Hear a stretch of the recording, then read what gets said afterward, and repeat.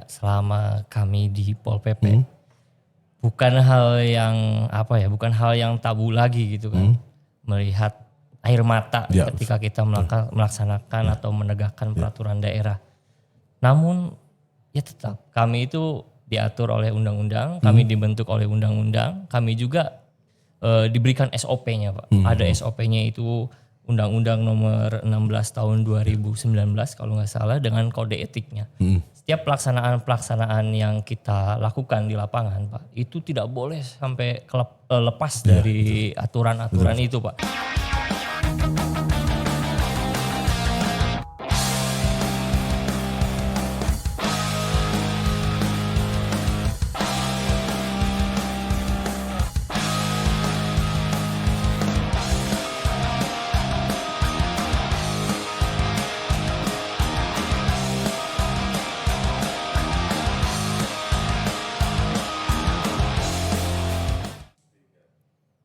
Baik, Assalamualaikum warahmatullahi wabarakatuh.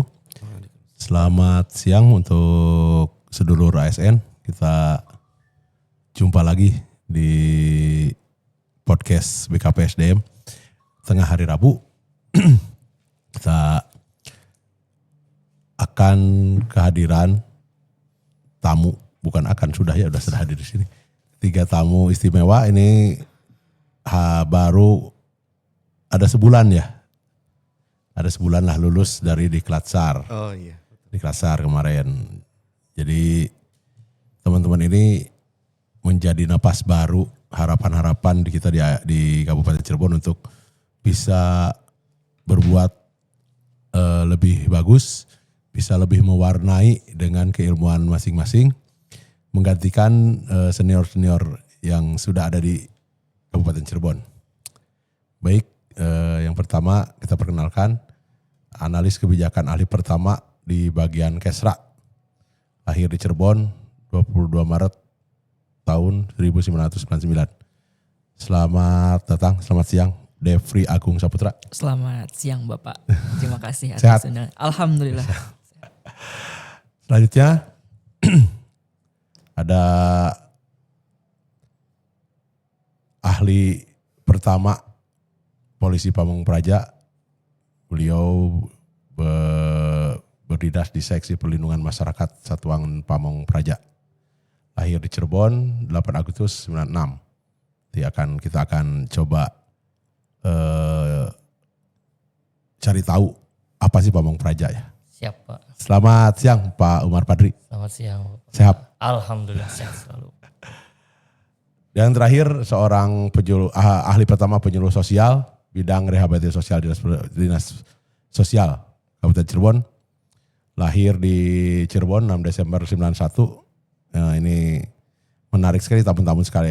Hari ini bervariasi dari berbagai dinas ya. Ini akan memperkaya kita untuk seluruh ASN lebih mengerti apa aja sih dinas-dinas yang tempat mereka tugas itu. Dan apa yang bisa diambil untuk kepentingan masyarakat. Selamat siang Mbak Dwiki Nurzaman. Siap, selamat siang Pak Ramdan. Selamat siang. Salam sehat semua ya. Amin, Baik, amin. kita mulai. CPNS kemarin mungkin yang terakhir itu kita berusaha untuk di tengah anggaran yang tidak banyak, tapi kita ingin tambahan napas baru buat Pemda Kabupaten Cirebon. Jadi kita hanya bisa mengalokasikan formasi sebanyak 60. Itu juga banyak yang tidak terserap. Dan dinamika terakhirnya mungkin kita hanya 54 orang ya. 55 orang. Oke, 55 orang yang kemarin berhasil di Klatsar. Yeah, Alhamdulillah. Berarti tinggal nunggu nanti bulan April mungkin ya teman-teman akan disumpah lagi sebagai ASN 100%. Amin. Insya Allah. Tetaplah sehat sampai April nanti. Siap Bapak. Karena yang paling rawan itu di CPNS. Baik, kita kembali fokus. Bapak Devri Agung Saputra. Betul Bapak. analis kebijakan ahli pertama di bagian kesehatan rakyat Setda. Pasti sedulur ASN ingin tahu apa sih bagian Kesra itu apa, tugasnya apa, dan apa yang bisa sedulur ASN mengambil manfaat dari bagian Kesra ini. Saya kenapa bertanya begitu, saya ingin seperti postes lah. Ya, bertanya kepada ASN yang baru 6 bulan nih. Iya, betul. Ya, CPNS 6 bulan itu perspektifnya kayak gimana?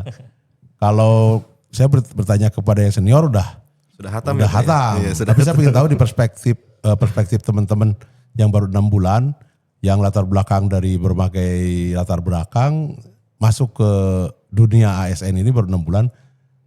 Apa saya ingin tahu perspektif itu? Siap. Sebelumnya saya ucapkan terima kasih banyak Ya. buat Pak Kabid atas undangannya hari ini. Yang pertama, kalau saya ditanya terkait apa sih tugas dan pokok dari fungsi dari kesejahteraan rakyat. Jadi tujuan atau panduan kita dalam melaksanakan kegiatan itu merujuk pada Peraturan Bupati nomor 2 tahun 2022 tentang tugas dan fungsi dari kesejahteraan rakyat itu sendiri gitu. Di mana bagian kesejahteraan rakyat itu ada di bawah naungan asisten pemerintahan dan Kesra. Nah, kalau untuk fungsinya dan tugasnya itu yang pertama adalah membuat dokumen dari kebijakan. Jadi kita merumuskan kebijakan, bagaimana terkait hal-hal yang berkaitan dengan kesejahteraan rakyat. Dan apa saja sih substansi dari atau sub bidang yang ada di dalam kesejahteraan rakyat itu sendiri, ada total ada 3 Pak. Kita menaungi beberapa substansi fungsi, yaitu yang pertama kesejahteraan sosial, kesejahteraan masyarakat, dan bina mental spiritual. Nanti dari 3 bidang tersebut akan di breakdown nih Pak, beberapa kegiatan dan beberapa tugas pokok fungsi lainnya. Salah satunya soal tentang sosial, kesehatan, kepemudaan, keagamaan. Pokoknya pada intinya kesejahteraan sosial, kesejahteraan rakyat itu tidak jauh dari beberapa kegiatan yang berhubungan dengan sosial keagamaan gitu. Sebagai saya ambil salah satu contohnya beberapa kegiatan PHBI seperti kurban itu di bawah naungan Kesra. Kemudian yang paling menjadi fokus utama itu hibah bansos untuk MDTU, untuk majelis agama atau beberapa lembaga pendidikan yang berhubungan dengan keagamaan. Dan tentunya ada salah satu yang kami lakukan kemarin tidak baru selesai dan masih proses kalau untuk pencairan itu terkait beasiswa programnya Pak Bupati. Itu yang dialokasikan kurang lebih untuk total 50 mahasiswa yang khusus untuk berada di Kabupaten Cirebon. Jadi memang beberapa kegiatan-kegiatan tersebut memang kami laksanakan setiap tahunnya. Dan memang kami menjadi fokus utama gitu Pak setiap harinya. Selain itu beberapa kegiatan lainnya seperti kegiatan kesehatan, ya samalah mungkin beberapa OPD lain juga melakukan monef dan lain sebagainya. Tapi memang secara garis besar bagian kesejahteraan rakyat di Setda ini memang lebih banyak untuk kegiatan sosial keagamaan, terutama dalam memfasilitasi dan mengkoordinasikan kegiatan-kegiatan tersebut. Mungkin itu sih Pak secara garis besar. Mungkin saya pengen tahu itu saudara ASN pengen tahu ya. Sasarannya itu apakah ASN ke dalam internal atau masyarakat pada umumnya? Mayoritas masyarakat pada umumnya Pak. Jadi memang masyarakat luas terutama mahasiswa dan beberapa pihak yang memang membutuhkan bantuan dari yang kami sediakan gitu Pak. Jadi memang pada akhirnya walaupun memang secara garis besar memang kami ini kan fokusnya pada memfasilitasi dan mengkoordinasikan Pak, tapi tidak menutup kemungkinan kami juga untuk turun langsung dan berhubungan dengan masyarakat. Memang secara intensitas tidak besar gitu, tidak seperti OPD lain gitu, tapi adalah beberapa bagian atau beberapa part di bagian kesejahteraan rakyat itu yang bersentuhan langsung dengan masyarakat gitu. Baik, nanti kita gali lagi ya. Siap, kita bergeser dulu nih. Saya pengen tahu nih perspektif Bapak Umar Padri selama 6 bulan itu melihat Pol PP apa sih? Izin menjawab pertanyaan dari Pak Ramdan ya. Selama 6 bulan ini Saya banyak belajar di sini mengenai Pol PP, bagaimana perannya gitu kan. Apalagi saya itu termasuknya mungkin orang yang awalnya tidak suka dengan Pol PP, Pak. Bahkan setahun sebelum Kenapa saya daftarnya ke sana? bahkan setahun sebelum saya daftar Pol PP itu saya sempat datang sama istri itu ke Pol PP untuk nanyain spanduk saya yang hilang, Pak. Saking kayak gitunya, Pak. Tapi ternyata ya Allah nggak tahu ya jodohnya ternyata di Pol PP. Alhamdulillah saya keterima di tahun berikutnya. Saya belajar banyak di situ. Ternyata peran Satpol PP itu sangat penting, Pak. Selain kita sebagai perangkat daerah, kita juga diberi amanah oleh undang-undang sebagai penegak peraturan daerah. Jadi kalau kita bandingkan dengan kita lihat samaannya ya dengan Purbaya misalkan. Siap. Saya mengikuti perintah arahan presiden, kita juga sama Pak. Kita mengikuti arahan Pak Bupati. Gitu. Dalam hal penegakan perda, menciptakan ketentraman, ketertiban umum, serta melakukan perlindungan kepada masyarakat. Seperti itu Pak. Berarti dulunya adalah hater ya. Hater yang jatuh cinta Pak. Hater sekarang jadi jatuh cinta kepada Pol PP. Jadi intinya Pol PP adalah tangan-tangan keberapa dari Pak Bupati untuk mengetahui keinginan rakyat di sisi penegakan hukumnya. Siap. Emang dulu latar belakang pendidikannya apa? Saya sosiologi Pak. Oh iya pas berarti ya. Iya, Pak. Sangat penyambung ketika sosiologi penegakan perda ya tahulah karakteristik masyarakat gimana karena dipelajari di sosiologi. Alhamdulillah berarti cocok. Saya milihnya cocok. Baik. Oke nanti kita lanjut. Sekarang kita bergeser dulu ke ini rada pertama nih. Bapak lulusan STKS bukan? Unpar Pak. Unpar. Tapi jurusan Unpar. sosial. Jurusan kesejahteraan sosial. Oke, siap. Jadi nyambung juga ya. Iya. Sangat harusnya passionnya di sana juga. Iya betul. Bapak belajar di kesejahteraan sosial, pasti jelas lah dinas sosial tahu semua. Betul. Tapi saya pengen langsung rada mendalam nih. Apa nih Pak? Perbedaannya gimana nih yang dipelajari dengan yang ada di dinas? Oke siap. Sebelumnya terima kasih dulu Pak Ramdan. Izin Pak saya cerita sedikit Pak tentang. Jadi waktu saya di perkuliahan di Universitas Pajajaran ilmu kesejahteraan sosial, kita ada yang namanya pekerja sosial. Nah jadi di dinas kita kan ternyata ada pekerja sosial dan penyuluh sosial. Betul. Nah dan itu sebenarnya dua profesi yang berbeda Pak sebetulnya ya. Jadi penyuluh sosial itu sebenarnya lebih ke kelembagaan ya Pak. Lebih ke kelembagaannya, terus untuk targetnya pun gitu loh, lebih banyak gitulah. Kalau pekerja sosial itu person to person gitu kan. Jadi mendampingi klien itu personal gitu kan. Kalau penyuluh sosial kita melalui pemerintah desanya atau puskesmas gitu ya. Nah, kalau penyuluh sosial itu ke lembaga, lebih ke lembaga. Kalau si pekerja sosial itu individunya. cenderung langsung action ke permasalahannya. Betul, betul. Nah, di perkuliahan seperti itu Pak. Ya nggak apa-apa kan kita lagi postas ini pertanyaan untuk para CPNS yang baru 6 bulan bekerja di OPD-nya. Iya betul. Nah perkuliahan seperti itu. Jadi intinya kita mengembalikan keberfungsian sosial masyarakat. Nah tapi di kenyataannya di lapangannya ya kita penyuluh sosial pun bertindak atau berperan sebagai pekerja sosial juga seperti itu Pak. Tapi kan ketika dulu buka formasi dengan jurusan kesejahteraan sosial, terus jurusan apa emang nyambung di sana passionnya ya? Nyambung Pak, nyambung. Jadi kita tidak lagi gagap lagi kerja karena emang dunianya udah di sana ya. Iya betul. Ada cerita lucu Pak, punten Pak. Jadi ada kan fungsional kita tuh dari PUTR Pak, dari PUTR. Beliau backgroundnya tuh dari akuntansi.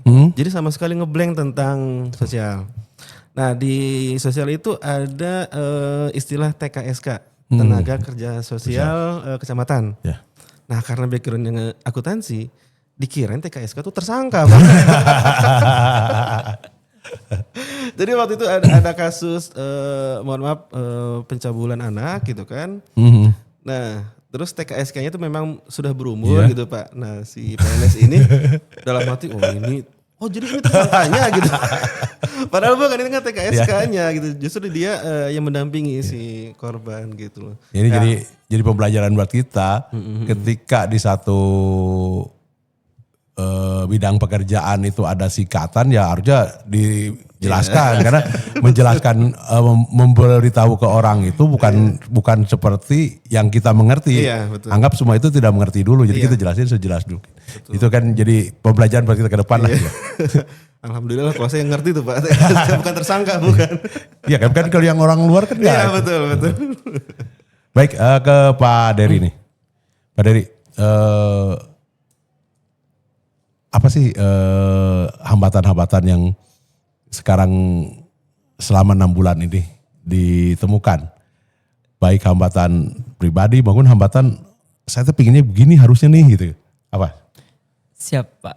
Jadi sedikit cerita. Kebetulan background pendidikan saya tuh ilmu politik Pak. Cocok lah. Kebetulan cocok. Jadi memang tidak terlalu samar atau terlalu buta lah terhadap apa yang sedang saya jalani saat ini gitu. Jadi kalau misalkan ditanya hambatannya memang tidak terlalu signifikan ada gitu.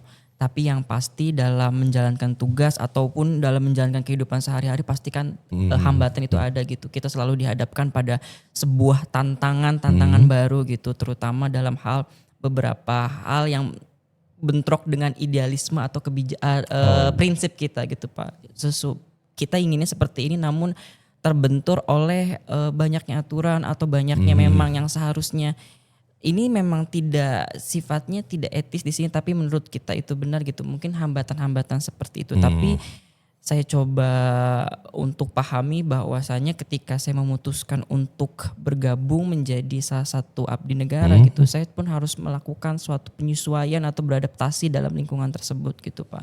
Jadi kalau misalkan hambatan yang paling signifikan memang tidak ada tapi mungkin saya nyebutnya lebih ke tantangan sih Pak. Tantangan untuk bisa terus menyesuaikan diri, bisa terus beradaptasi gitu. Apalagi hal-hal yang sifatnya sensitif dan yang berbenturan dengan prinsip-prinsip yang saya pegang gitu. Mungkin lebih ke arah situ sih Pak. Lebih ke saya nyebutnya tantangan dan setidaknya itulah yang mungkin bisa menjadi pembelajaran lah untuk kedepannya bagi saya gitu Pak. Untuk terus berproses.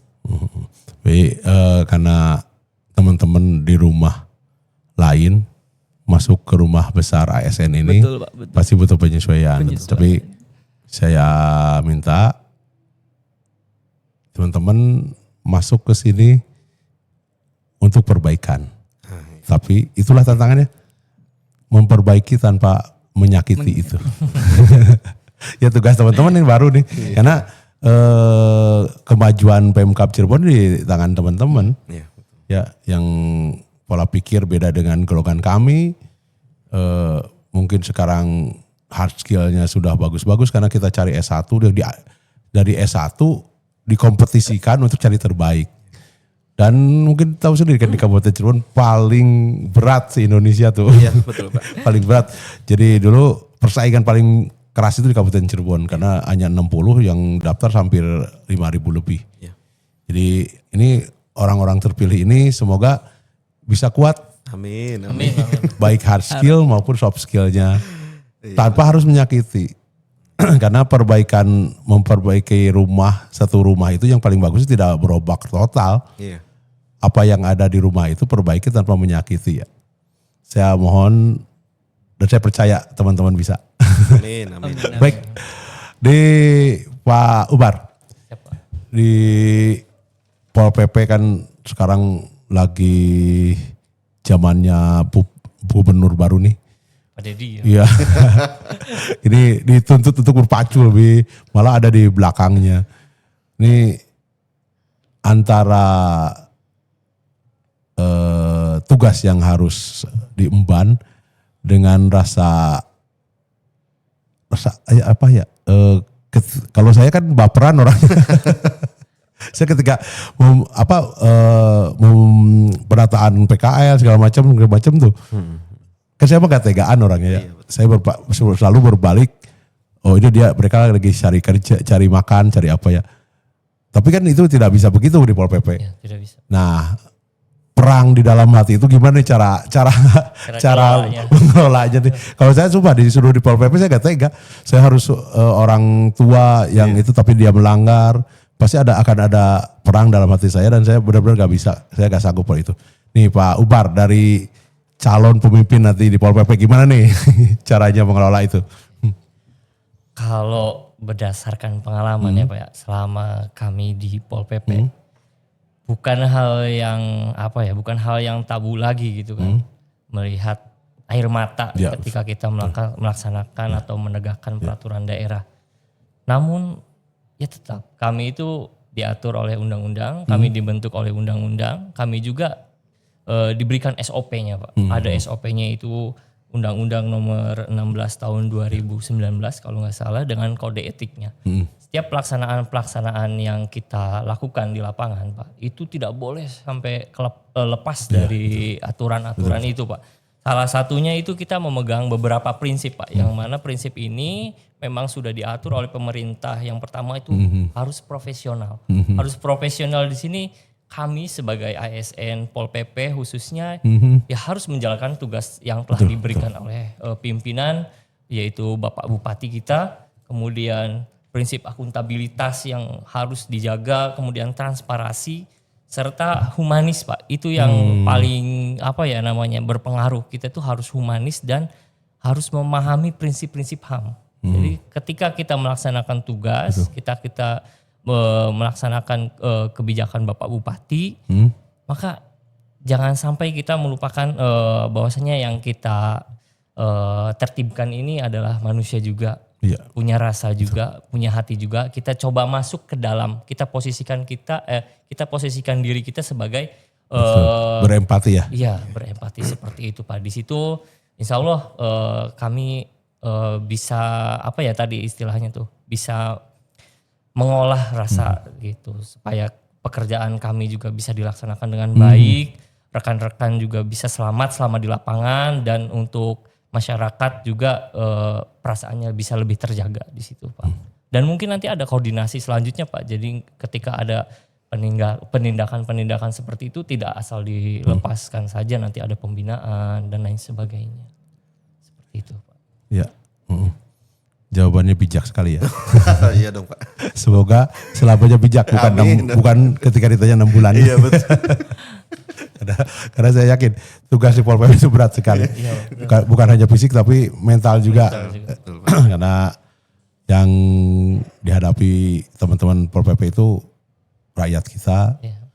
Dan rakyat kita juga tidak mau di posisi itu. Mereka terpaksa.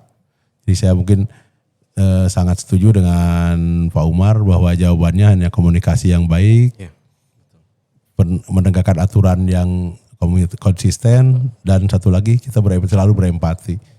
Karena mereka rakyat kita sih, rakyat kita yang kurang beruntung, yang makanya usaha aja di sana. Sebenarnya kalau ditanya gak mau usaha di sana. Gak mau Pak, pasti Pak. Ini pasti pengen punya ruko. Ini sangat nyambungnya dengan ini nih. Kalau tadi mau penegakannya, ini saya ingin tahu nih, Pak Dwiki nih, Pak. Permasalahan sosial itu kan sama dengan permasalahan sosial. Di Cirebon deh apa sih yang paling mayoritas permasalahan sosialnya? Baik, untuk Kabupaten Cirebon Pak, saya itu kan di bidang rehabilitasi sosial Pak. Nah untuk sejauh ini yang paling banyak itu orang terlantar Pak. Orang terlantar. Nah biasanya orang terlantar itu di luar Cirebon Pak. Jadi di luar daerah, misalkan kayak di Surabaya atau di mana gitu loh. Ditinggal di sini? Enggak, jadi mereka orang sini, kita orang Cirebon. Nah mereka merantau, nah di sananya gagal mungkin Pak, gitu kan. Nah salah satu target PMKS kita, pemerlu kesejahteraan sosial kita adalah orang terlantar, gitu kan. Nah, jadi kebanyakan sejauh ini adalah teman-teman masyarakat yang terlantar di luar Cirebon Pak, gitu. Ya mungkin kan mereka dalam tanda kutip mencari peruntungan ya Pak ya, mungkin mencari peruntungan di luar Cirebon, ya ternyata tidak sesuai dengan ekspektasi dia, jadi terlantar gitu. Nah sebenarnya kalau untuk fokus kita di bidang rehabilitasi sosial saat ini Pak, kita sedang membuat perbub tentang penyandang disabilitas Pak. Ya, jadi kita kan sudah ada Perda nomor 2 tahun 2024 tentang pelindungan dan pemenuhan hak penyandang disabilitas, yang dimana itu harus diturunkan jadi Perbub. Ya, di amanat Perda tersebut harus 2 tahun 2 tahun setelah Perbub itu diundangkan, berarti kan maksimal 2026 kita sudah ada Perbub. Nah ini di bidang kami sedang digodok Perbub tersebut. Nah itu sudah masuk ke Propem Perkada Pak. Nah mungkin penyandang disabilitas di Kabupaten Cirebon itu ada sekitar 4.000-an. Angkanya terlihat kecil Pak, ya kan dari kita tuh ada berapa penduduk tuh? Sekitar 2,3 lebih, iya. 2,3-an. Nah ini penyandang disabilitas cuma 4.000-an dalam tanda kutip ya Pak ya, kecil gitu. Tapi tetap kayak kemarin dari Kementerian HAM itu kan sempat datang ke Kabupaten Cirebon ke Setda Bagian Hukum. Beliau mengatakan bahwa semua produk hukum itu nomor 1 harus mengutamakan HAM. Nah, jadi memang teman-teman penyandang disabilitas juga mereka punya hak asasi yang harus kita penuhi Pak. Itu.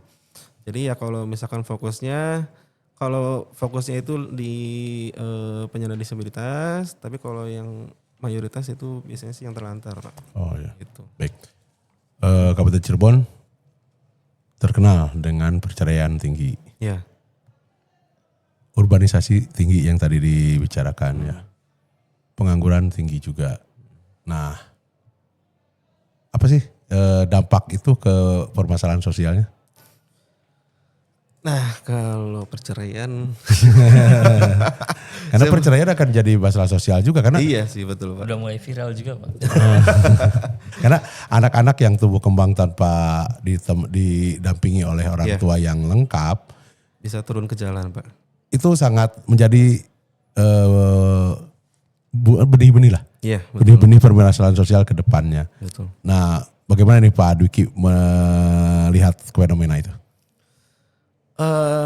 Jadi kalau misalkan lihat tentang perceraian anak jalanan, kalau itu kunci utamanya sebenarnya ada di DPPKB P3A sih Pak. Mereka kan ada pencegahan itu loh Pak. Mereka ada program seperti itu untuk penyuluhan terhadap keluarganya gitu lah. Tapi kalau dari dinas sosial kita memang pasca anak-anak itu sudah turun ke jalan gitu loh Pak. Nah jadi kalau untuk program preventifnya itu ada di DPPKB P3A seperti itu Pak. Nah tapi memang kita juga selain pasca kita juga ada sedikit selingan memberikan penyuluhan tentang bahayanya. Karena permasalahan sosial sekarang makin beragam ya. Iya betul Anak pelecehan anak-anak, pembulian, terus narkoba juga kemarin di podcast kemarin ada pembahasan narkoba yang sekarang mah bukan lagi narkoba klasik ya, narkoba yang murahan itu, penyalahgunaan obat-obat yang murah. Dan itu kan benih-benih itu akan menjadi permasalahan sosial di 10 atau 20 tahun ke depan. Mungkin bagaimana menurut Pak Dwiki gimana nih? Kalau selama saya 6 bulan di dinas sosial ya Pak ya, justru saya melihatnya Kabupaten Cirebon tuh aman Pak. Maksudnya permasalahan sosialnya itu nggak sebanyak yang kita khawatirkan ya. Sebenarnya tidak sebanyak itu ya. Kayak ya memang kemarin juga ada yang pencabulan, ada juga nafsu juga ada. Tapi jumlahnya masih tidak. Iya alhamdulillah Pak. Masih kondusif. Iya betul Pak. Justru malah ya kita sebagai orang dinas sosial senang gitu loh. Berarti ternyata orang-orang Kabupaten Cirebon tuh ya alhamdulillah baik-baik saja gitu loh. Ya berarti tugasnya menjaga agar tetap pada titik ini. Dengan fenomena makin berat kita masih bisa di titik ini alhamdulillah. Kalau terkait kayak misalkan ekonomi gitu-gitu kan ya itu sudah di luar kewenangan kami gitu loh Pak. Jadi dinas sosial hanya dampaknya baru kita kita di bidang rehabilitasi sosial itu Pak. Nah kalau misalkan untuk kan kita ada bidang Linjamsos, perlindungan jaminan sosial, ada bidang pemberdayaan sosial, terus ada bidang penanganan fakir miskin, dan memang rata-rata ketika masalah sosial sudah ada gitu Pak. Kalau yang belum kita tidak fokus ke sana sih. Siap. Aduh, menarik. Nanti saya tanya lagi. Sekarang bergeser dulu ke Pak Defri nih. Pak Defri, kalau anak-anak sedulur ASN atau anak-anak masyarakat Cirebon yang ingin dapat beasiswa itu gimana sih caranya? Yang pertama sih syarat utamanya itu harus warga Kabupaten Cirebon dulu. Karena memang sasaran dari beasiswa ini kan difokuskan untuk menaikkan kualitas hidup dari para anak-anak generasi muda kita. Jadi memang syarat utamanya wajib mahasiswa atau mahasiswi dari Kabupaten Cirebon yang berkuliah dimanapun Pak. Oh, jadi memang tidak ada. Syaratnya apakah KTP-nya harus Cirebon, Betul. ibu bapak Cirebon gimana? Untuk KTP wajib KTP Kabupaten Cirebon. Nah Oh. untuk kampusnya tidak dibatasi. Jadi mungkin ketika ada yang bertanya apakah saya bisa mendapatkan menerima program bantuan beasiswa Bupati, saya berKTP Kabupaten Cirebon tapi saya berkuliah di Bandung. Ya. Itu jawabannya bisa. Alhamdulillah ya. Yang alhamdulillah bisa. Nah sekarang jumlahnya berapa nih? Kalau Kebetulan kuotanya? kuotanya 50 saja Pak. Memang iya. kami sudah disesuaikan dengan, karena kan memang basis sistem perencanaannya Pak ya untuk program beasiswa ini, dan memang setiap tahun itu kita targetkan 50. Cuman memang Di luar stan ya? di luar stan. Stan 7 ya? Betul Bapak. Jadi memang tapi memang kami ada sedang usaha dalam pembahasan Pak. Jadi untuk tahun-tahun ke depan di sistem perencanaan itu ada kenaikan jumlah penerima. Jadi Jadi kuotanya ditambah nih? betul Bapak, dari 50 menjadi 100. Harapannya, besar harapannya mudah-mudahan, gitu. Jadi memang yang kami coba usahakan dan kami harapkan memang akan semakin banyak penerima manfaat dari program beasiswa ini gitu. Karena memang tujuan atau outcome dari program beasiswa ini kan memang untuk menaikkan kualitas sumber daya manusia itu sendiri. Jadi ketika terutama bagi mahasiswa-mahasiswi yang sedang melakukan kuliah di luar kota atau di mana, jadi ketika mereka sudah menyelesaikan studinya mereka bisa kembali ke Kabupaten Cirebon untuk memajukan daerah asalnya sendiri gitu. Memang tujuan akhirnya memang arahnya pada ranah situ Pak. Nah itu syaratnya tadi baru satu nih. Oke, yang pertama. Yang kedua memang beasiswa ini kan ditujukan untuk mahasiswa dan mahasiswi kurang mampu. Jadi mungkin syarat kedua itu bagi memang keluarga yang berasal kurang mampu gitu, dan beberapa kondisi-kondisi ya pokoknya tidak jauh dari hal itu Pak. Jadi memang nanti kan ada dari salah satu prosedurnya ini juga masuk salah satu produk dari aktualisasi saya kemarin Pak. Jadi membuat panduan beasiswa itu dan di dalamnya itu terdapat prosedur terkait seleksi dan verifikasi beasiswa sekali. itu sekali. Itu yang diharapkan, itu yang diharapkan. Betul Bapak. Jadi masyarakat kan masyarakat kalah, gak apa-apa saya kalah, tapi pertandingannya ada. Betul Bapak. Jangan sampai masyarakat itu kalah tapi tidak ada pertandingan. Nah berarti Pak Depri ya sekarang. Pak Depri itu membuat aturan itu. Betul, panduan teknis. Panduan Jadi teknis. memang kami coba transparan mungkin dengan 2 kali pemberkasan secara fisik dan diupload melalui website Hibah Bansos di cireboncup.co.id.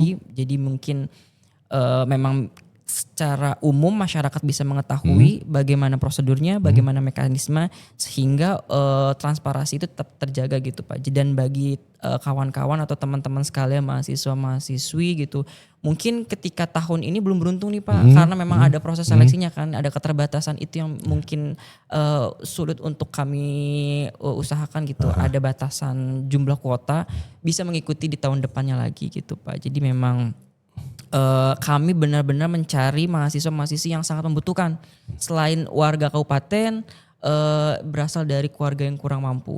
Dan di luar dari itu segala teknis pemberkasan, dan ada satu lagi sih Pak, yaitu mahasiswa yang berprestasi. Jadi selain memang ada di 50 itu dibagi 2 kategori berarti? Tidak, memang itu persyaratannya. Jadi kalau misalkan diusahakan, kalau misalnya ada piagam atau prestasi-prestasi yang setelah diraih oleh itu bisa melampirkan prestasinya apa saja.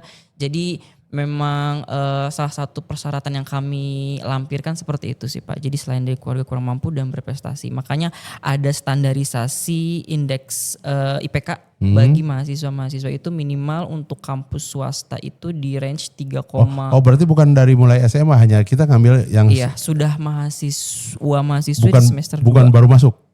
Dari semester 2 Pak, ketika IPK-nya sudah hadir. Berarti gitu. mengajukan itu kuliah dulu. Berarti pikiran saya gini. Berarti Kabupaten Cirebon gini, teman-teman yang kuliah tapi di perjalanan keberatan untuk pembiayaan, ajukanlah ke Pemda. Siap, gitu. betul. Bukan dari awal saya pengen kuliah di ITB atau dimanapun, Belum dulu. Belum, Oh, karena iya, memang betul, di salah satu persyaratannya itu harus melampirkan IPK, Pak. Oh. Jadi memang iya, IPK, kami membuat standar IPK itu untuk negeri itu di angka 3,00, untuk di swasta 3,2 sampai 3,5. Oh, berarti bukan berarti anak-anak SMA ikutan dulu nggak bisa. Silakan kuliah dulu. Baru yang keteteran di tengah jalan karena orang tuanya finansialnya kurang mendukung, bisa mengajukan ke Bisa. Siapa? Memang prosedur. Prosedurnya begitu ya. Betul, Bapak. Nanti bukan berarti harus turnamen dari awal dulu. Tapi silakan dulu kuliah dulu. Ya betul, semester 2. Karena kan memang IPK muncul ketika setelah semester 1 selesai, itu kan ada. Nah itu mungkin bisa dilampirkan tuh Pak. Jadi bisa mengajukan gitu karena memang. Tapi kalau boleh gak masukan sedikit bolehnya? Boleh. Kalau gitu kan dari awal yang kuliah udah ada bayangan bisa bayar. Sebenarnya memang kalau mikirnya ke sana memang betul Pak, betul adanya gitu. Cuman kan memang kita kan di sini fokusnya kepada mahasiswa. Jadi sistemnya bisa mungkin awal ya kita usaha dulu gitu. Misalnya si mahasiswanya ini ya bisa atau melakukan keringanan ketika memang yang penting masuk kuliah dulu gitu. Ketika memang di perjalanan memang tidak mampu silakan ajukan beasiswa gitu. Karena ada kalau di kampus kan memang ada sistem untuk keringanan semacam itu Pak. Nanti ketika sudah proses pencairan bisa dibayarkan gitu. Dan berarti kejamin juga berarti yang niat kuliah dulu dengan segala resiko, nah itu yang kita bantu mungkin. Betul Bapak, betul. Jadi kalau pikiran saya kan dari awal kayak Stan kemarin, siapa yang pintar kita bantu, tidak lihat yang mampu atau tidak mampu. Karena berbeda jenisnya ya. Berarti ada dua ya, ada beasiswa Stan yang silahkan turnamen, siapa yang menang beasiswa dari kita. Betul. Nah ini ada yang satu lagi. Yang siapa yang bersemangat untuk kuliah dengan apapun keadaannya berani ngambil risiko kita bantu. Betul Bapak. Sangat adil sih sebenarnya. Adil. Berarti yang penting berarti kalau miskin tapi takut untuk kuliah ya nggak dapet ya. Nggak bisa dapat memanfaatkan program ini ya. Betul Pak. Jadi karena mereka udah takut lah. Betul. Ya benar-benar bagus sekali. Karena kan kalau sekarang nggak salah di Indramayu masih ada ya di Indramayu. Kalau di Indramayu kan karena uangnya banyak ya mungkin ya. Siapapun yang kuliah di negeri dapat bantuan dari Pemda. Kalau kita tidak lihat dekat swasta ya? Kita swasta negeri bisa, kita semua bisa. Jadi sebenarnya begini Pak, mungkin kalau misalkan tadi kan dikatakan, oh ya banyak kita kan juga memang setiap tahun ketika selesai proses pencairan itu kan melakukan monitoring dan evaluasi gitu. Dan tidak menutup kemungkinan juga ketika memang prosedur semacam ini bisa kita ubah gitu. Jadi kita tinggal dinamis. Betul, sifatnya memang dinamis gitu. Ketika ada masukan atau misalkan keluhan kendala dari mahasiswa gitu, ya kita tampung. Nanti mungkin di proses dalam perjalanannya kita bisa ubah, kita lakukan sesuaian. Dan memang salah satu masukan dari aktualisasi panduan teknis yang kemarin saya buat itu memang pada prinsipnya tidak memberatkan mahasiswa dan mahasiswi gitu. Jadi ketika memang ada pemberkasan yang memang sekiranya memberatkan mahasiswa-mahasiswa ini ya kita bisa hapus. Begitu kurang lebih Pak. Ya mungkin tapi kita udah sepakat prosedurnya, kita cari yang sedang kuliah ya. Betul Bapak. Alhamdulillah berarti seluruh ASN. Tapi kalau ASN gak bisa masuk kan, tidak mampu. Benar. Iya, alhamdulillah. Kita mampu Ada lagi kesempatan Pak untuk ASN Pak. Ada banyak pintu kebetulan. Iya, betul. Saya mau S2 loh Pak Depri. Bisa pakai LPDP. Bisa pakai LPDP dan ada beberapa beasiswa lainnya Pak. Iya, mungkin Pak Depri ya. Ini putar ada tertarik nih. Kami sedikit gini. Saya kan di bidang pensiun ya. Fenomena sekarang itu banyak yang teman-teman yang masuk biaya masa BUP masih punya anak untuk kuliah. Nah itu selain masyarakat pakai program itu, saya ingin masukkan Kesra dong. Boleh. Kita pikirkan, karena ternyata ada lumayan banyak jumlahnya. Kita bisa ngitung lah, ketika teman-teman nikah pertama ya, apalagi nikah kedua lebih parah lagi. Nikah pertamanya di umur 30, dia hanya punya anak satu yang beres sampai kuliah nanti. Anak kedua udah rawan. Itu kita tidak ngitung kosong dulu ya. Kalau nikah umur 30, 31 udah punya anak. Itu hanya dia aja jabin hanya anak satu aja yang bisa sampai kuliah ketika dia pensiun. Dan fenomena mundurnya usia pernikahan ini makin banyak nih BUP, teman-teman BUP kita itu yang punya anak 3 udah gak bisa kuliah nih. Udah pensiun mereka. Malah sekarang bergeser ke anak kedua juga udah banyak yang ketika dia pensiun dia tidak sanggup untuk membayar karena udah pensiun. Nah saya pengen nih, ini mumpung dengan Pak Devri nih, ini progresif sekali. Saya pengen apa sih upaya untuk nyelamatin teman-teman yang BUP itu? Karena kan masyarakat tadi udah ada kan, tinggal nambahin kuotanya kan. Nah kita teman-teman kita yang belum beruntung ini nih, PNS itu dilihat dari ketidakmampuan disebut mampu. Tapi ini kenyataannya kita berat loh kuliahin. Nah gimana nih untuk yang minimal adalah yang PNS aktif gak apa-apa lah. Saya yang PNS pensiun itu karena fenomenanya udah begitu. Makanya di anak ketiga itu banyak sekali yang teman-teman BUP itu sudah pensiun ketika anaknya masih kuliah, terutama di anak ketiga. Sebenarnya memang beasiswa yang diberikan ini kan memang kita makanya memberi nama Pak Bupati mungkin ya memberi nama beasiswa kurang mampu ini kan memang definisi kurang mampu ini kan jangkauannya luas sekali ya Pak ya. Jadi memang kita tidak menspesifikkan ini beasiswa untuk pekerja ini atau menspesifikasi atau mengklasifikasikan pekerjaan tertentu gitu.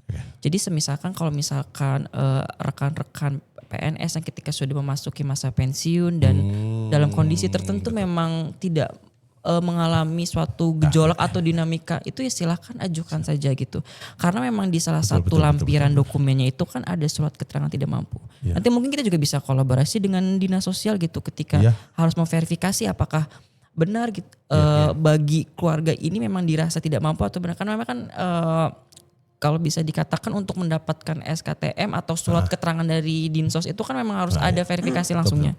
Nanti ketika sudah dapat berkasnya silakan ajukan pada kami gitu. Dan setelah itu ketika memang sudah melampirkan surat itu kan berarti bisa dikategorikan kurang mampu dan benar-benar tidak mampu. Apapun latar belakangnya. Benar, karena memang tujuannya kan untuk mahasiswa-mahasiswi yang dirasa kurang mampu. Jadi memang jangkauannya cukup luas gitu. Mungkin jadi salah satu gerbang atau jadi salah satu pintu pembuka gitu bagi rekan-rekan PNS atau bapak ibu yang memang sudah pensiun. Dan memang kan kalau misalkan dan kondisi ekonomi kan memang kita tidak mau masuk ke situ gitu. Kita pengennya merasa fit, merasa mampu untuk bisa menyekolahkan anak-anak kita sampai selesai. Tapi memang kondisi dan keadaan yang memaksa kita untuk masuk pada kondisi itu kan Pak. Jadi memang bisa diusahakan. Nanti kan untuk bagaimana kelanjutannya ada kebijakan dari pimpinan, ada diskusi, ada musyawarah, ada verifikasi untuk sampai pada proses itu.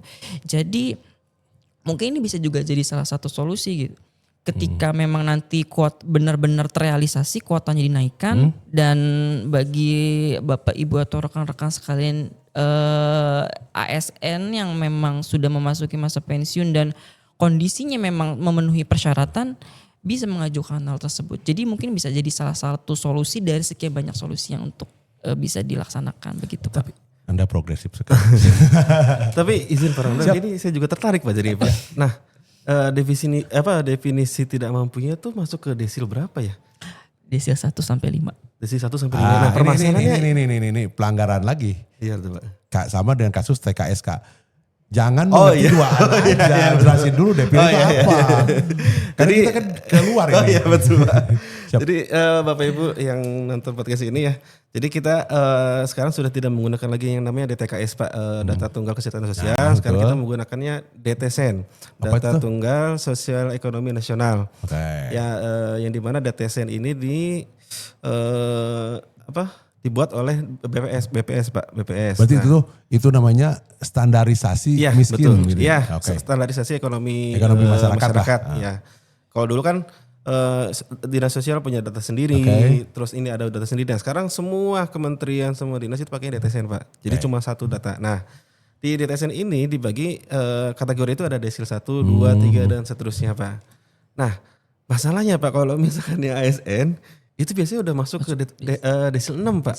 Maksudnya desil 1 paling miskin. Iya, desil 1 paling miskin. Nah, di kita itu kan biasanya yang mendapat bantuan itu harus desil 1 sampai 5 Pak maksimal. Bukan itu yang saya perjuangkan. Coba teman-teman BUP juga sih kan. Nah, biasanya Saya PNS juga salah tadi BUPT batas usia pensiun ya. Nah, iya, betul. Maaf. Ya makanya biasanya teman-teman ASN itu mohon maaf Selalu dia ada di selalu 6. di atas 5 gitu. Ya karena pengalaman saya juga anak saya kan kuliah di UPI. Iya. Ya ketika PNS itu pasti di 4 sampai 5 juta. Tetap di segitu aja Kak. Walaupun ada verifikasi tetap di Iya, segitu. betul. Nah itu ruginya ASN itu kita selalu kaya di dalam data. Di dalam data Pak, betul Pak. Maaf ya bukan kita pingin selamat sendiri tapi kita karena kalau hemat saya ya ASN itu sekarang udah bukan zamannya lagi kaya-kayaan ya. Iya, Kita sebenarnya kita tidak kaya tapi kita dijamin aja sebenarnya. Iya. Kalau kita tidak bisa memanage sama aja kita jadi Sama aja, miskin. betul Pak. Oh berarti itu tuh yang kelemahannya Iya. ketika BUP diadu berarti kita kalah terus. Makanya kan tadi saya juga katakan nih Pak, mungkin bisa setelah ini kita kolaborasi gitu untuk karena memang kalau untuk terkait penyaluran bantuan bagi mahasiswa kurang mampu ini kan memang kita kalau nggak salah ada perbubnya untuk mengatur itu semua nomor 71 tahun 2021 atau 2022. Nah mungkin kalau untuk ASN ini jadi ketika nanti ada satu pasal yang menyangkut untuk penyaluran beasiswa ini dan bisa ditambahin klausul dan sebagainya mungkin itu. Jadi kita merujukkan pada panduan perbub itu gitu. Jadi memang ada pengecualian terhadap itu. Jadi kita memang tidak selalu terfokus pada mahasiswa kurang mampu desil 1 sampai 5 karena memang ini juga kalau misalkan terkait pembahasan detesan ini juga kemarin juga sempat dibahas Pak terkait pembiayaan PBIJK juga kan memang itu juga kita tersandung oleh desil 1 sampai 5 dan ada pembiayaan bagi yang ternyata kurang sinkronisasi atau pemadaan data. Nah itu kan memang mungkin masih butuh proses untuk sampai ke sana gitu. Tapi memang terima kasih Bapak sudah membuka jalan. Jadi kan ketika nanti mungkin Pak Dwiki sudah sampai pada posisi tertentu kan bisa mengakselerasi pembicaraan semacam ini gitu Pak. Kan kenapa saya pengen ada podcast ini? Kita beri ruang orang-orang yang mau berpikir. Iya betul Pak. Kita beri ruang di sini, hayu kita ngobrol. Karena sebelum satu masalah meledak, kalau kita sering sosialisasi dulu juga, subatan-subatan itu akan lancar. Jadi makanya saya kenapa berani untuk bikin ini ya, udah kita edukasi. Saya bukan niatnya, makanya saya pengen podcast ini bukan bersifat investigatif. Saya periksa lupa ini, enggak. Kita malah pengen, ayo kita bareng nih, apa yang kita biar saya yang ngatur pembicaraannya. Terakhirnya kan nanti ngobrol bukan dengan saya, dengan Mbak Diki, dengan Pol PP nanti ngobrolnya. Nah itu kita terus mumpung teman-teman masih 6 bulan jadi ASN, semangat itu terus dipupuk. Karena koordinasi itu di angkatan kami itu koordinasi itu gampang diomong, gampang di mulut, tapi susah untuk dikerjakan. Semoga teman-teman dengan kemarin di Klatsar terjalin emosinya sampai kapanpun akan menyebut Pak Umar itu adalah teman di Klatsar saya. Ketika ada permasalahan, ada teman di Klatsar saya. Nah, itu saya pengen gitu. Iya. Jadi saling berbagi ilmu, berbagi saran, dan kita bisa berkolaborasi. Dalam perjalanannya banyak harus keras diskusi, harus gimana, apa-apa. Itu ibarat di hajatan, cuci piring, terang-terang, yang penting jangan pecah piringnya. Prinsip itu harus dipakai. Ketika pertemanan di alumni di Klatsar ini satu angkatan, silakan mau keras-kerasan mau apa. Konsepnya kita cuci piring. Boleh terang-terang, asal jangan pecah. Mungkin itu.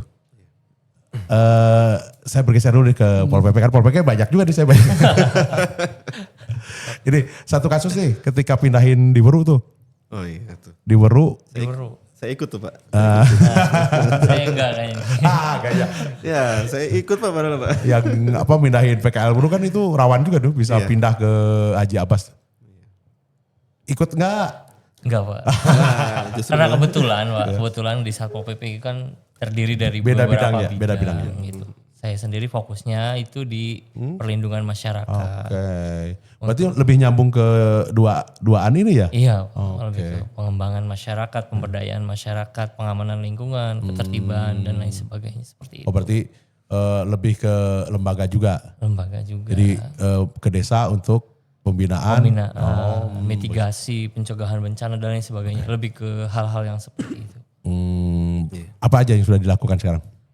Untuk saat ini selama 6 bulan terakhir ya Pak, kita udah melakukan pembinaan di beberapa kecamatan untuk di Linmas Mundu, Linmas Jamblang, Linmas Pleret, dan beberapa anggota Pol PP juga. Jadi di Pol PP itu kita nggak hanya meningkatkan kompetensi di luar di luar anggota Pol PP saja seperti Linmas di desa, tapi kita juga mengembangkan potensi-potensi yang ada di dalam gitu. Kita adakan pelatihan-pelatihan. Salah satunya itu yang sedang kita sering lakukan itu, dan ini salah satu anjuran dari Pak Bupati juga mengenai soal ketentraman. Karena belakangan itu kan kita sering diisukan dengan kericuhan. Kemudian geng motor dan lain sebagainya. Kita itu coba melatih rekan-rekan Linmas yang ada di desa-desa itu supaya mampu membaca ini dalam hal cegah dini, Pak. Jadi Pol PP itu salah satunya kita bisa memberikan data cegah dini sehingga tidak terjadi hal-hal yang seperti itu.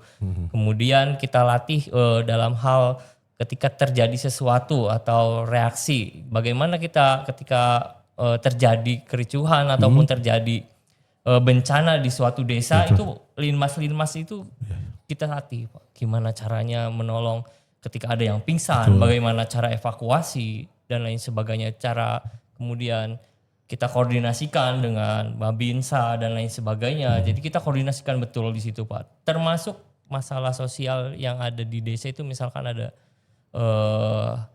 rumah ketiban pohon rusak dan lain sebagainya, itu Linmas harus turun di situ, memberikan arahan nih harus kayak gini supaya mendapat bantuan sosial ke depannya. Lebih seperti itu, Pak, yang telah dijalankan selama 6 bulan terakhir ini. Oke, nanti masukkan dikit. Boleh, Pak. Yang penting itu sebenarnya masyarakat itu bantu masyarakat ketika menerima musibah, mereka percaya takdir. Yang penting beri ruang untuk ke siapa minta bantuan. Iya, betul. Nah, mungkin Pak Umar mungkin yang menjadi laporan perubahannya apa? Laporan perubahan saya. Laporan apa? Judul itu? Laporan latsarnya? Latsarnya saya tentang optimalisasi laporan kinerja. Lebih tepatnya saya meningkatkan kompetensi rekan-rekan di ASN Linmas. Internal ya, ke internal. Internalnya. Nah, kalau ke eksternal kemarin itu berikan ruang untuk teman-teman ketika terjadi itu gitu.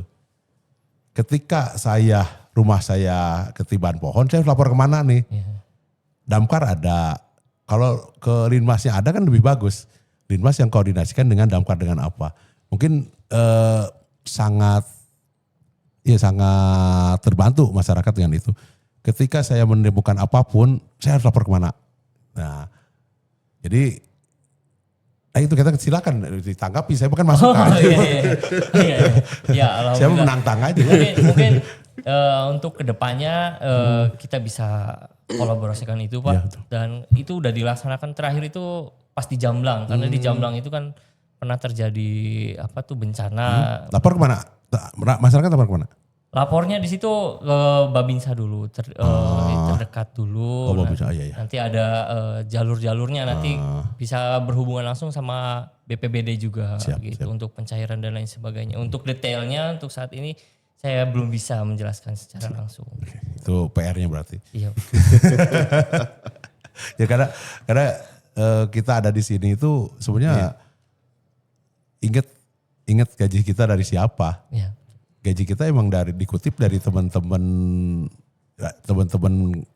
warga Kabupaten Cirebon yang sebenarnya tidak memerlukan kita juga, tapi ketika mereka gajian dipotong untuk kita. Itu harus ingat kita ke sana. Jadi ke depan kita berpikir udahlah apapun yang kita perbuat untuk kepentingan masyarakat. Itu lebih enak mungkin ya kita makan gaji kita aja. Iya, betul, Pak. Jadi karena saya berhubungan dengan orang sosial nih, terutama Pak Dwiki, Pak siapa Pak Dwiki? Dwiki ya Pak. Ini Pak Dwiki. saya tadi belum kena nih pertanyaan saya. Ketika perceraian kita tinggi, terus urbanisasi kita sangat tinggi juga, kita di angka perekonomian, tingkat perekonomian kita juga rendah, itu banyak masalah sosial juga ya. Ini mah kita coba untuk apa yang ada di pikiran Pak Dwiki. Oke. Jangan dilihat dari tupoksi dulu. Oh iya, oke. Nah, karena kalau tupoksi udah jangan diskusi lagi. Itu kan tugasnya yang di struktural maupun di kepala-kepalanya. Saya ingin tahu di isi kepala Pak Dwiki aja. Ketika apa sih? Karena perceraian itu meninggalkan masalah sosial, urbanisasi meninggalkan masalah sosial, terus narkoba meninggalkan masalah sosial juga. Terutama itu tingkat ekonomi yang rendah. Iya. Ada Pak yang ada di pikiran Pak Dwiki, jangan mikirin ke tupoksi dulu. Oke, siap. Saya coba mau bahas dari ini dulu Pak. Yang tadi perceraian Pak ya. Jelas untuk perceraian itu korban yang paling utama itu adalah anak Pak. Betul. Nah jadi yang pertama pasti terkena psikisnya Pak. Terkena psikisnya kok dunia seperti ini gitu loh. Kok Tuhan jahat ke saya. Nah, iya. Apapun alasan dari si suami atau istri itu mereka memutuskan untuk berpisah, anak gak mau tahu. Anak gak mau tahu karena yang anak tahu adalah kok papa jahat sih, kok mama jahat sih. Yang anak tahu papa saya ini, mama saya ini. Betul. Nah, dari kekecewaan tersebut si anak kan pasti kan butuh pelampiasan atau apa gitu kan. Nah, bisa lari lah dia ke jalanan. Nah, nanti di jalanan dia bertemu dengan orang-orang yang mohon maaf dalam tanda kutip kurang berpendidikan, terus pergaulannya ya kurang benar. Akhirnya di situ dia mengenal rokok lah, mengenal minuman keras lah dan sebagainya gitu loh. Nah, jadi memang masalah sosial perceraian ini sebenarnya seharusnya sih ya dengan tepuk sakinah kayaknya nggak cukup. Itu mau nikah itu. Tapi kan dalam tepuk sakinah itu kan harus bercerai, ada tepuk sakinah juga harus bercerai gitu. Iya maksudnya tepuk sakinah ini kan salah satu langkah Kampanye preventif ya, dari kampanye. Kemenang. Iya dari Kemenang supaya tidak ada perceraian gitu loh Pak. Nah jadi memang untuk Bapak Ibu yang ingin bercerai lebih lihat Tepuk dulu sakinah anak dulu. Enggak, bukan. Lihat anak dulu Pak. Gitu. Apapun permasalahan Bapak sama Ibu gitu loh. Pikiran utama tuh ke anak dulu. Ya betul. Kalau let's say misalkan anaknya sudah besar, sudah berkeluarga ya itu beda cerita Pak. Tapi kalau anak ya yang dikatakan anak kan yang 17 tahun ke bawah ya Pak ya. Itu nggak bisa nerima alasan apapun gitu loh. Betul. Nah itu yang untuk perceraian. Nah kalau untuk urbanisasi ekonomi ya Pak ya. Ini saya harus agak panjang nih Pak.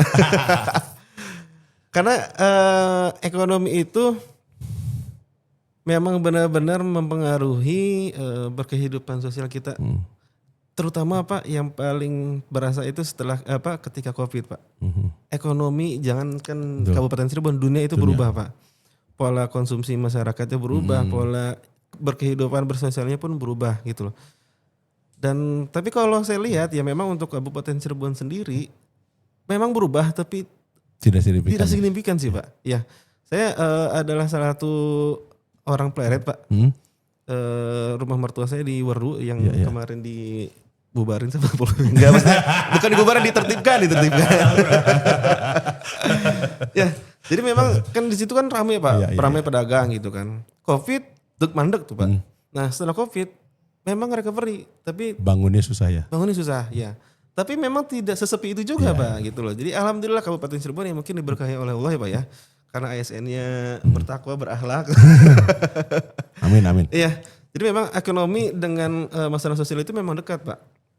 Karena kan ya orang ketika ekonominya susah kan mereka menghalalkan segala cara Pak. Kayak contoh ya mohon maaf untuk pedagang kaki lima yang berjualan tidak di tempatnya gitu kan. Dan betul kata Pak Ramdan, mereka itu kalau misalkan ekonominya mampu pun ya nggak mungkin di situ gitu loh. Kayak misalkan pengamen, kalau duitnya banyak ya nggak mungkin ngamen juga gitu. Nah kalau untuk tindakan pencegahannya ya mungkin Pak Purbaya yang bisa jawab. Oke. Ya, kalau untuk perceraian, punten Bapak Ibu ingat anak ya. Karena ada salah satu ini case nyata Pak, ada teman saya beliau sudah berumah tangga, sudah punya anak juga, suka sama lawan jenis tapi yang ya itulah Pak. Suka sama cewek lagi gitu kan. Saya bilang, "Bro, anak," saya bilang. Terserah, jadi dia beralasan bahwa saya tuh nikahnya dijodohkan bla bla bla. Saya nggak peduli. Anakmu gitu loh saya bilang.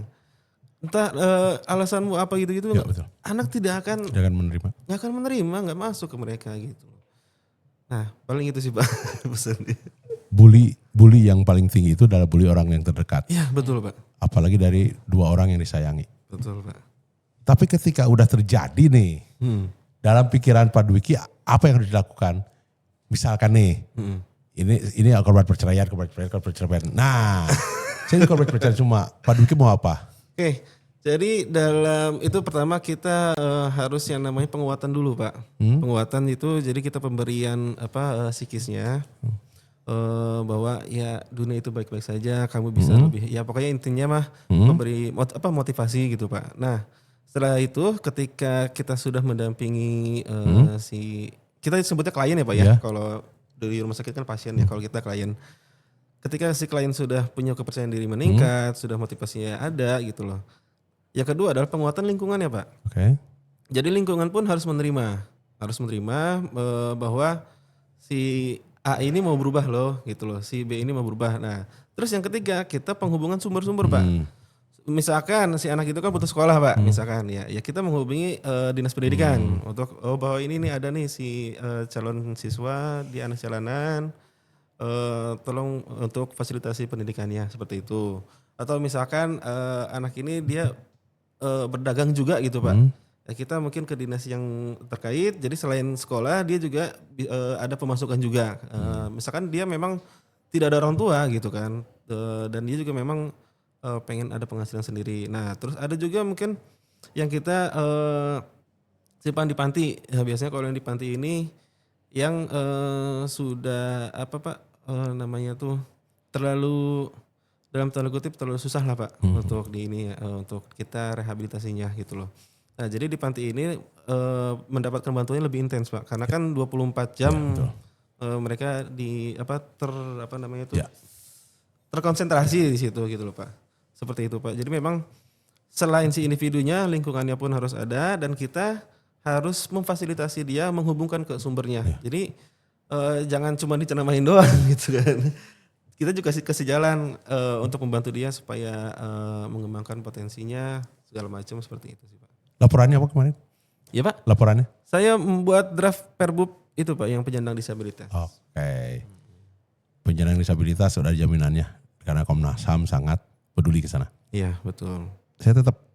Saya mah sangat concern kepada korban-korban perceraian.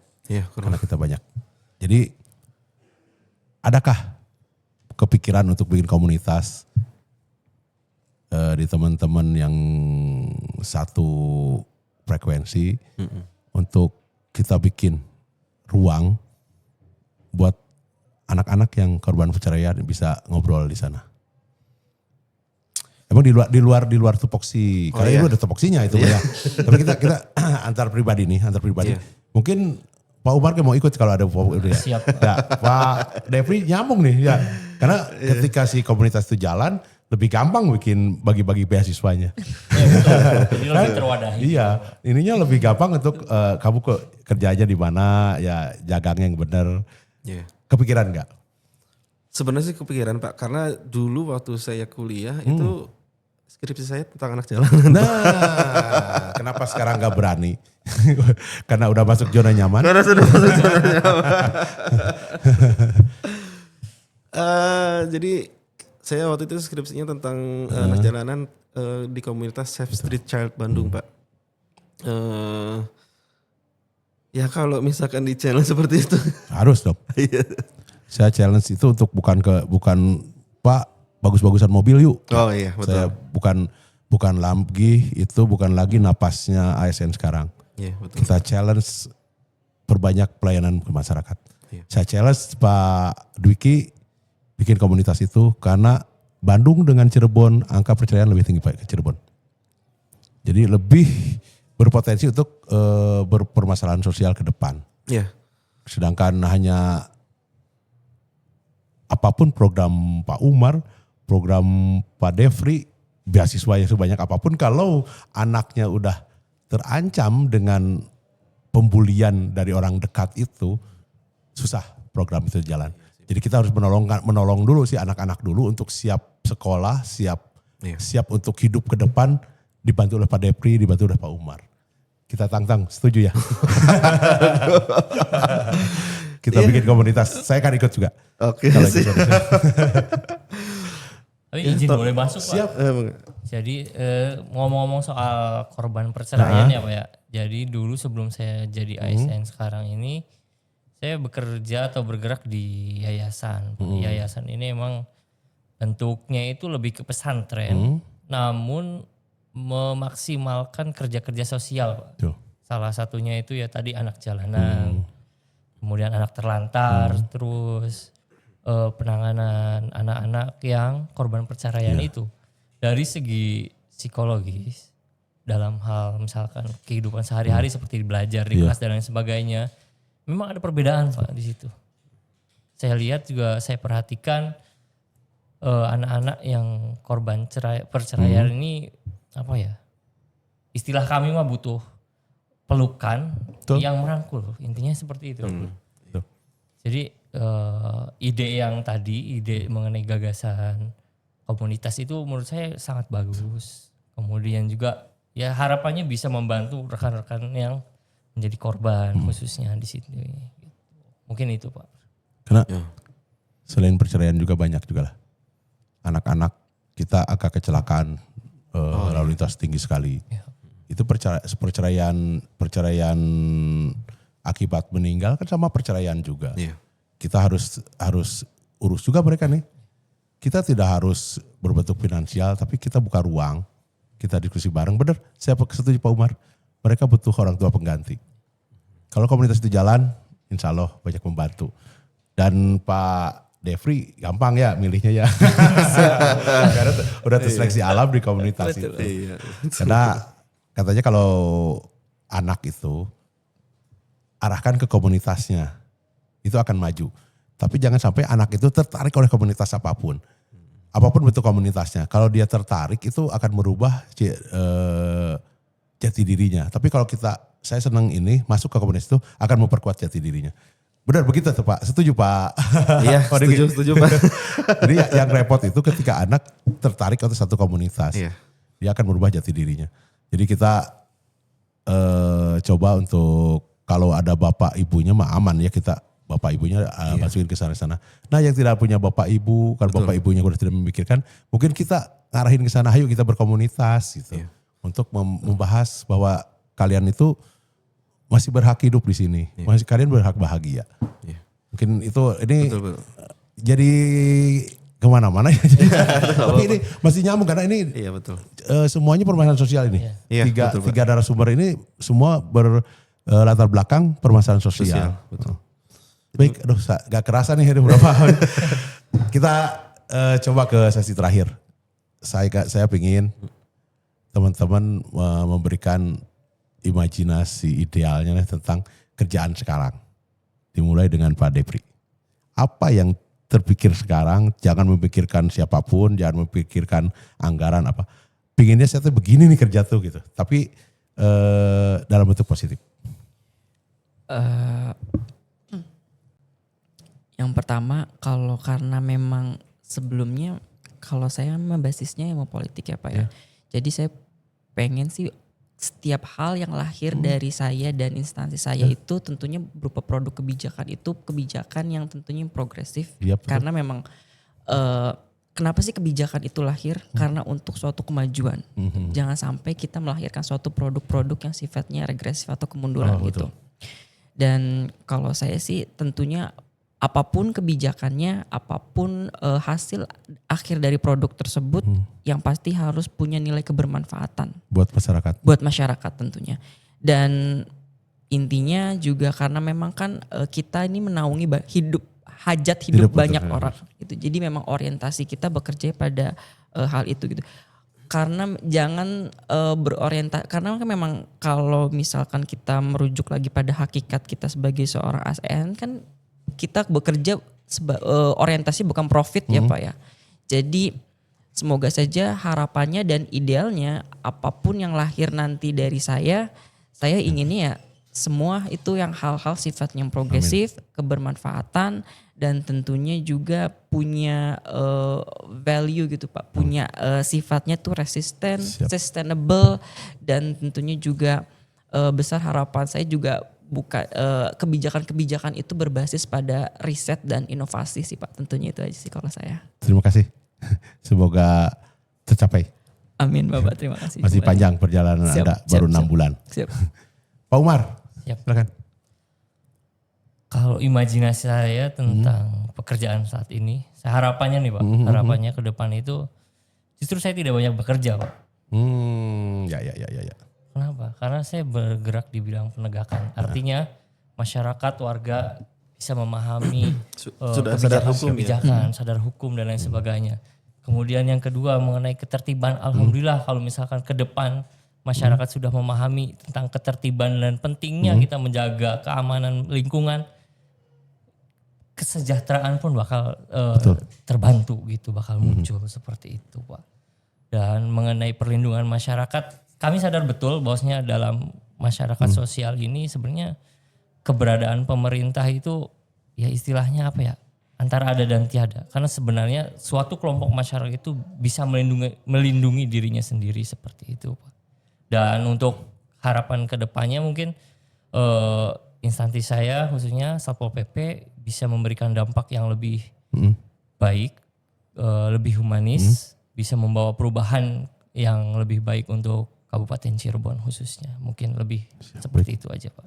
Ke depan mungkin Satpol PP bukan lagi jadi pemeran antagonis di masyarakat. Ke depan dengan Pak Umar yang progresif, jadi tokoh-tokoh protagonis yang menyenangkan. Kita hadir di masyarakat sebagai pelindung mereka, bukan jadi tokoh antagonisnya. PR besar buat Pak Umar. Siap, Pak Duki. Siap, Pak Ramdan. Jadi kalau saya lebih ke teknis Pak. Jadi saya pengen mengintegrasikan, kita kan sudah hidup di zaman digital ya Pak ya. Dan banyak anggapan bahwa orang sosial itu tidak bisa berjalan beriringan dengan digital. Tidak bisa beradaptasi. Sebenarnya bisa, ya sebenarnya bisa dengan memanfaatkan integrasi antar sektoral itu Pak. Karena memang dinas sosial itu dinas yang tidak bisa berdiri sendiri Pak. Permasalahan sosial itu pasti butuh sektor-sektor yang lain, OPD-OPD yang lain. Ya contoh terdekatnya Pol PP Pak, sahabat terdekatnya Dinsos tuh Pol PP. Dan dari Kesra juga kan beliau ini kan analis jadi kalau Kesra itu kan lebih ke kebijakannya ya gitu loh. Jadi saya itu memang sekarang ada Simple Pass Pak. Simple Pass itu website aduan masyarakat apabila ada masalah sosial di desanya gitu kan. Tapi itu belum maksimal gitu kan. Kalau itu sudah maksimal, warga itu tidak perlu datang lagi ke dinas sosial Pak. Pak kami ada begini. Ya udah mereka tinggal dari rumahnya atau tinggal dari kantor desa. Nanti kita yang turun seperti itu Pak. Tapi sistemnya itu belum jalan Pak. Nah sistem itu butuh digitalisasi yang lebih baik. Nah contoh yang paling dekat aja Pak. Kita arsip-arsip itu masih berupa fisiknya itu masih banyak banget gitu loh Pak. Dan kita tidak punya arsip digitalnya untuk pegangan kita sendiri. Kalau mungkin di dinas kearsipan mungkin ada ya. Tapi kan kita kan menyelesaikan case by case itu kan banyak Pak. Dan itu kan butuh digitalisasi supaya ya semuanya tuh jalan dengan sistem yang baik gitu Pak. Terus integrasi antar OPD. Ya punten Dinsos harus butuh banyak bantuan dinas-dinas yang lain untuk menyelesaikan masalah sosial. Seperti itu Pak. Terima kasih. PR-nya banyak semua ya. Dan terakhir satu tantangan dari komunitas. Karena kita ambil kesimpulan semua obrolan kita terakhir satu koordinasi ya. Dan koordinasi yang sangat ringan dilakukan itu dengan berkomunitas. Kalau kita undang teman-teman ke sini wah repot ya. Iya, betul. Tapi yang koordinasi yang paling ringan dan paling menyenangkan adalah berkomunitas. Mungkin ke depan kita perbanyak untuk berkomunitas. Bisa komunitas beasiswa yang diampuh oleh Kesra kan? Iya, betul. Bisa komunitas kewaspadaan dini yang diampuh oleh Pol PP. Bisa juga komunitas permasalahan sosial yang diampuh oleh Dinsos. Walaupun anggotanya ini juga. Tapi kan pengampunya beda, kita bisa brainstorming di sana. Betul. Saya bangga bisa ngobrol dengan narasumber ini. Saya berarti bisa merubah pola pikir juga saya. Di ke depan kita bareng-bareng. Saya tinggal 6 tahun lagi di PNS, tapi saya optimis ke depan Kabupaten Cirebon akan maju. Amin. Kalau di tangan, di dalamnya ada orang-orang seperti ini. Baik, seluruh ASN, mungkin kita di akhir acara. Satu kesimpulan, Kabupaten Cirebon sedang bergerak maju. Mungkin sudah bukan fase bangun lagi. Kita sudah berjalan. Dan saya yakin Kabupaten Cirebon berjalan akan lebih kuat sebentar lagi kita berlari. Saya yakin dengan diisi oleh CPNS seperti beliau-beliau di depan saya ini, kita akan cepat berlari, kita akan cepat bersaing dengan daerah-daerah yang lain. Minta doa dan dukungannya biar teman-teman kita di ASN jangan takut untuk di stigma jelek, biarkan stigma jelek berjalan. Kita lawan dengan semua hal-hal positif yang kita lakukan. Stigma itu akan gugur sendiri. Setuju teman-teman? Setuju Pak. Baik, kita ke depan berdoa, kita bekerja. Semoga Cirebon bisa lebih baik. Dan ketika itu terjadi ada kita di dalamnya. Amin. Terima kasih. Wassalamualaikum warahmatullahi wabarakatuh. Waalaikumsalam warahmatullahi wabarakatuh.